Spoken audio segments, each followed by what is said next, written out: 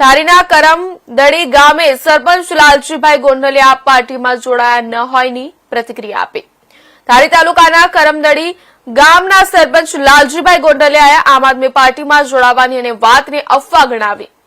કરમદડી ગામના સરપંચે અફવા વાત પર સ્પષ્ટતા કરી તેઓએ કોઈ રાજકીય પક્ષમાં જોડાયેલા નથી અને તેનું નામ આપ સાથે જોડાવામાં આવતા રોષ વ્યક્ત કર્યો। સરપંચ લાલજીભાઈ ગોંડલિયાએ જણાવ્યું કે આમ આદમી પાર્ટીના કોઈ કાર્યક્રમમાં હાજરી પણ આપી નથી, તેમ છતાં કેવા હેતુને સિદ્ધ કરવા માટે તેના નામનો ઉપયોગ કરવામાં આવ્યો। કરમદડી ગામના સરપંચ દ્વારા લોકોને અપીલ કરી છે કે આવી અફવાઓથી દૂર રહે।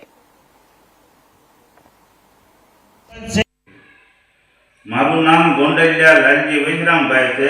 હું કરમદડી ગામનો સરપંચ છું કે આશ્ચર્યની એ વાત છે કે હું નો હાજર છતાં મારું નામ આમ આદમી પાર્ટીમાં જોડાણ કરેલું છે, તો એ કઈ વ્યક્તિએ કોઈને લખાણ આપ્યું તે મારે જાણવાની જરૂર છે।